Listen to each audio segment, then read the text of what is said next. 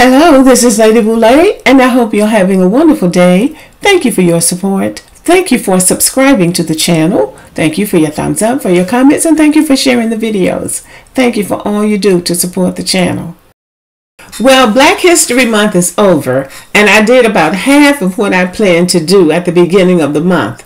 I had really planned to focus on the inventions and the businesses that Black Americans established when they had no revenue, when they had to do everything themselves, where it was really, really difficult to start a business, and yet they built successful businesses. And also entertainment, starting from the slave quarters all the way to the Chitlin Circuit up until now, when Black people really are the center of entertainment to a certain extent.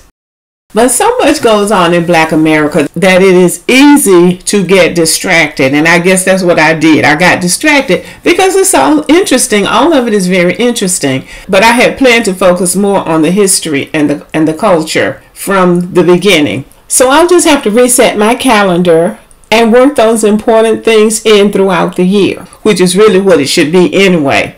Because it's hard to imagine what American history would be without the contributions that Black people have made to this country.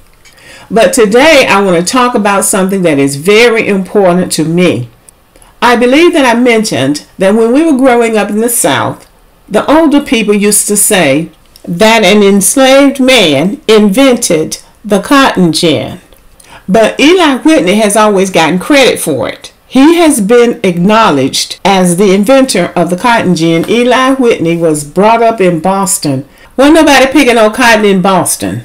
But he came to the South to visit. Now, this is what I read the first time I read about it. And just watching the enslaved people working, he came up with a bright idea of a cotton gin. Well, that's hard to believe. That's very hard to believe. You're going to come down here. You're not picking the cotton. And then you're going to just see somebody else working and you decide, because he's such a genius now, oh, this is what we need to do. Well, that is really not what the enslaved people said, and that's not what it came down to our family members. So I saw this on USA News, and I was just overjoyed.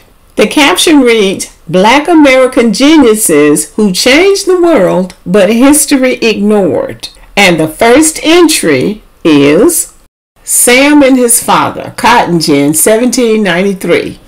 Enslaved African American innovators were rarely recognized for their achievements, with their white owners often taking the credit.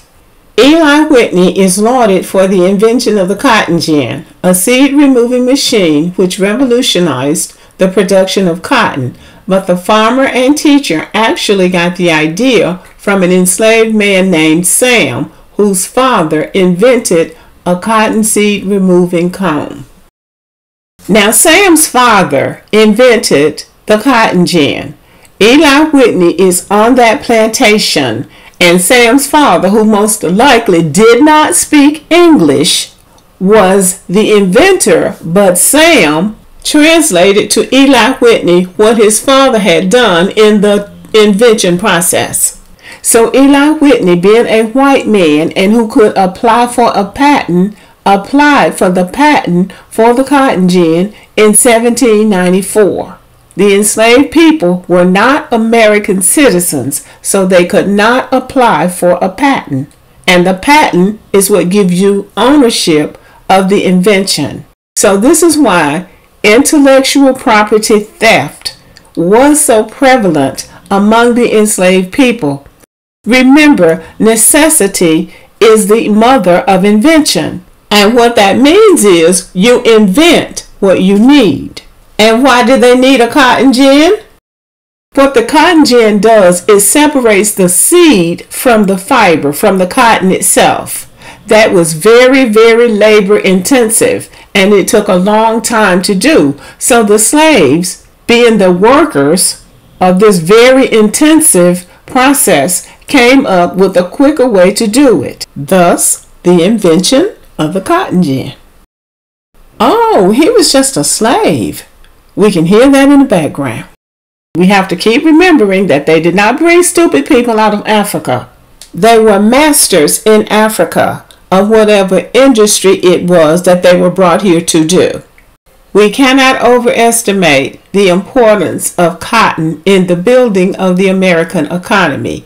It was king. It was the #1 most important crop in the building of this economy, and the cotton gin is what made it so. And this is why that invention was so important. The gin separated the sticky seeds from the fibers in short staple cotton, which was easy to grow in the deep south, but difficult to process. The gin improved the separation of the seeds and fibers, but the cotton still needed to be picked by hand. The demand for cotton roughly doubled each decade following Whitney's invention, so cotton became a very profitable crop that also demanded a growing slave labor force to harvest it. So cotton was king. Cotton built this economy. Cotton, rice, and sugarcane. But cotton overshadowed all of it exponentially. Now, this was before the Industrial Revolution, before all of this manufacturing came into play, and black people were at the forefront of inventions during the Industrial Revolution. But this was still in the agricultural state. America was built on agriculture, and black people farmed and harvested and cultivated those crops. Growing and harvesting cotton is extremely labor intensive. Everything that had to be done in growing cotton was done by black people, including tilling the ground, fertilizing, planting, chopping, seeding, and then ended up having to invent the cotton gin. Once that cotton gin was invented, they brought slaves from up in Virginia down in North Carolina. My family was sold from Virginia down into Alabama after the cotton gin was invented. So the invention of the cotton gin was good for America, but it was horrible for the enslaved people. Sam's father thought he was doing something to help his co-workers in the field, making it easier to gin the cotton to separate the seeds from the fiber. But what that did was to increase the production of cotton, which means that there was a greater demand for slaves. So they were going back into Africa, forcing people out, even as the United States government had told them to stop going into Africa, bringing those people out. But the cotton was so lucrative, and they were making so much money off the cotton that they just ignored what the government said and kept on bringing those people in. This is what we had to do for America. This was a sacrifice on the part of black people.